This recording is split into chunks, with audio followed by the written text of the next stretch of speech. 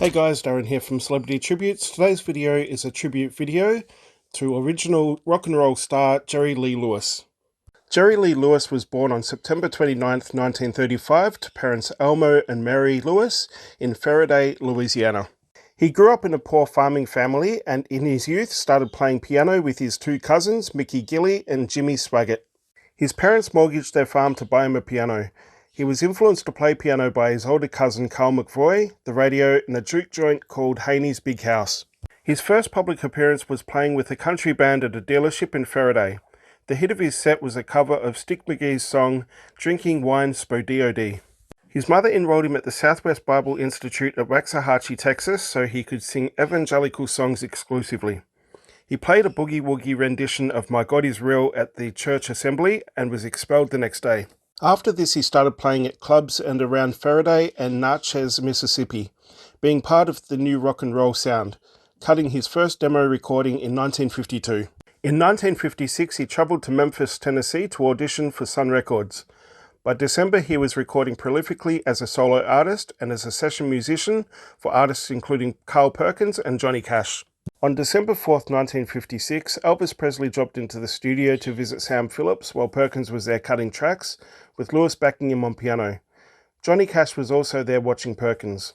The four then started an impromptu jam session and Phillips left the tape recording. These recordings were released as an album called $1 Million Quartet. Lewis's own singles in 1957 pushed him into stardom, with his hits Whole Lotta Shakin' Going On and his biggest hit of his career, Great Balls of Fire.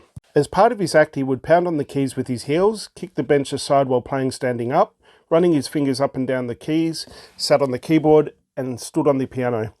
He stated that kicking the bench originally happened by accident, but when it got a favourable response, he included it in the act. His personal life was hidden from the public until a May 1958 British tour, when Ray Berry, a news agency reporter, learned about his third wife, Myra Gale Brown.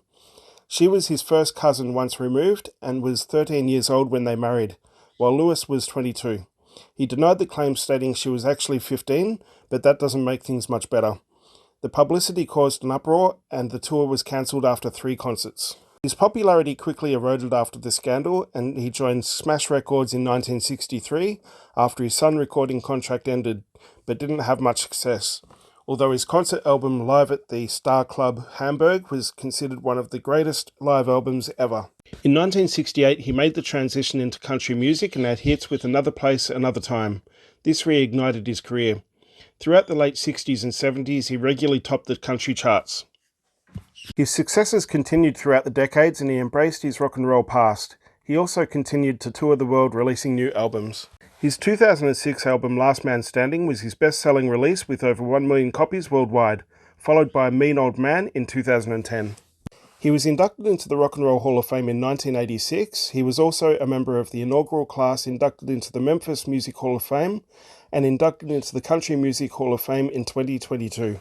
In 1989, a movie based on his early life in rock and roll was released called Great Balls of Fire, starring Dennis Quaid, Winona Ryder, and Alec Baldwin. He was married 7 times and had 6 children. On September 29, 1976, he almost killed his bassist Butch Owens when he fired his .357 Magnum at a Coke bottle in his bedroom. The bullet ricocheted into Owens' chest, but he survived. And on November 23, 1976, he was arrested outside Elvis Presley's Graceland home for allegedly intending to shoot him. On February 28, 2019, he had a minor stroke but fully recovered after several cancelled appearances. And on 28th of October 2022, he passed away at his home after suffering from pneumonia. He was 87 years old. Thank you very much for watching the video. Please like, subscribe and comment down below, and as always, I will see you on the next one.